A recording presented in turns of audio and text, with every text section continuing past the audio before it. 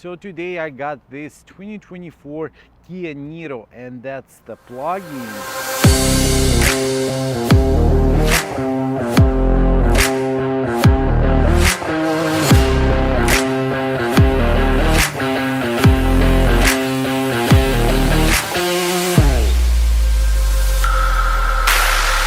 So that's a perfect, in my opinion, city car, because this car has 180 horsepower combined and we have 33 miles range battery. So basically you can plug it in and drive it around the city with 33 miles range on the battery only. So I've been driving this car for a while right now, maybe like a week, and I put about 200 miles on it. What I don't like about this car, that's the design.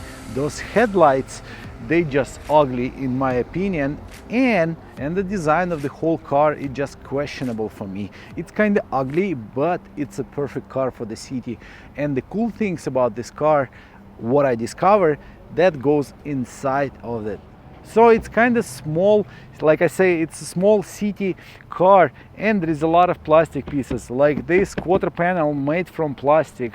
But same time, the car has a huge trunk, and especially if you're going to drop the back seat, you're going to have a lot of space. So as a main question for the car like that, should you buy it as your daily driving car or not? I think you should, because you're going to save a lot of money for the gas. Same time, this is compact car, it's easy to park it anywhere, plus you have a lot of space inside. So the price for this car going about 28,000 MSRP, and I know for a fact some of the dealers, they want to charge you 5,000 over sticker just because it's a high demand plug-in car.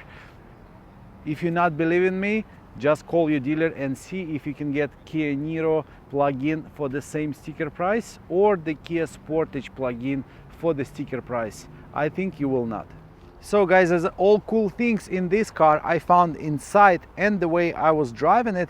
We're gonna go on a test drive and I'm gonna show it to you all of it. Those are cool options, and I hope all of the cars gonna have them soon. Let's go.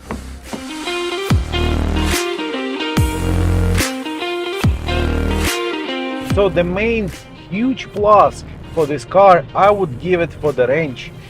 So when I got the car with full tank, it was showing me 430 miles range on a full tank. Isn't crazy? It is. And right now I have only couple bars, not couple, 1, 2, 3, 4 bars gone from the full tank. I have 181 miles on the odometer, and I still have 276 miles range. And I'm not driving it super slow, I'm driving it kind of aggressive, I would say. So you can feel how you're saving the money by driving plug-in or hybrid car.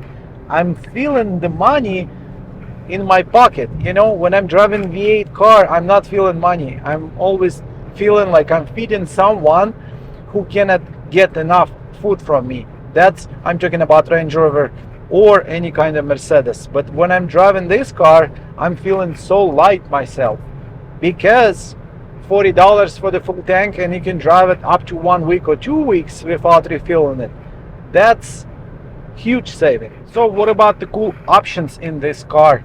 We have a blind spot assistance, we have a line keeper. On the top of that, I have a Distronic Plus, and this car kinda can steer itself like a Tesla. And this system works so good. So basically I can take my hands off the steering wheel and the car is still gonna steer. It doesn't mean you're gonna drive it like a Tesla with no hands on your steering wheel. You're still gonna handle it sometimes, but what it helps for, if you have a kids on the back, or if you for some reason checking your phone, the car can hold the line itself. That's gonna help you as a driver. Doesn't matter what you're doing while you're driving. So while you're driving, I'm feeling myself comfortable, and I have a lot of options. I can easily reach the screen if I want to change the radio station or if I want to check the map. That's comfortable. On the top of that, I have a drive mode. Basically on this car, I have only 2 of them. That's Eco mode or the Sport. And Sport looks like the battery and engine working on a high level to give you whatever power this car has. So do not underestimate Kia Niro, because this car has dual clutch 6-speed transmission. So it's not the CVT, it's a dual clutch 6-speed tranny. And when I'm driving on eco mode, I cannot change the gears, but I have those paddle shifting on the steering wheel. What I have to do, I have to go to the sport mode, and now I have that choice. So I can go 4, 5 or 6. So basically on the sport mode, you can show the full power of this beautiful Kia Niro plug-in. So right now let's go over what do we got here. So there is a huge screen. It's basically two screens, one as a cluster, the other one is a multimedia. And multimedia made so good. There is a lot of different functions. So besides the radio and map navigation, what we can do, we can switch the screen like that. So basically we have a huge screen and it's divided on two. So on this right side I can see the weather, I can see the radio or the music I'm playing, or I can go on the same screen as here it's gonna be map. So the climate control is a central display right there.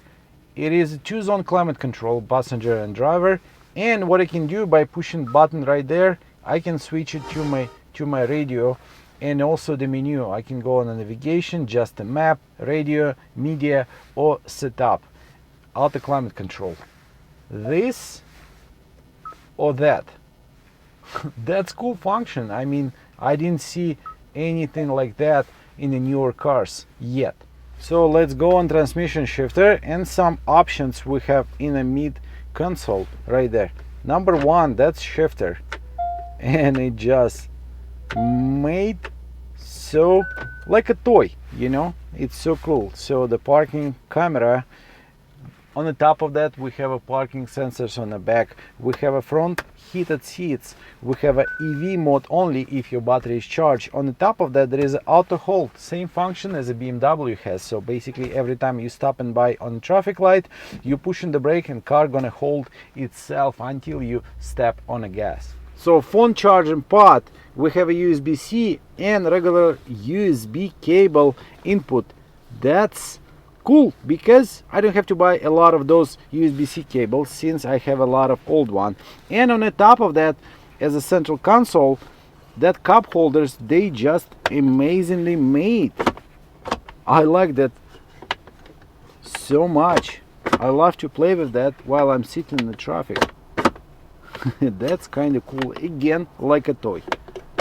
Look at the design of the front seats, look at this. And on the top of that, they didn't forget about back passengers. They have made this USB-C charging ports on both seats.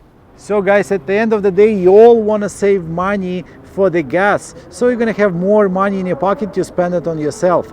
I think this car gonna give you that option. You can drive it, plug it, charge it, and your cool 911, you can drive it on the weekend, not as your daily driving car.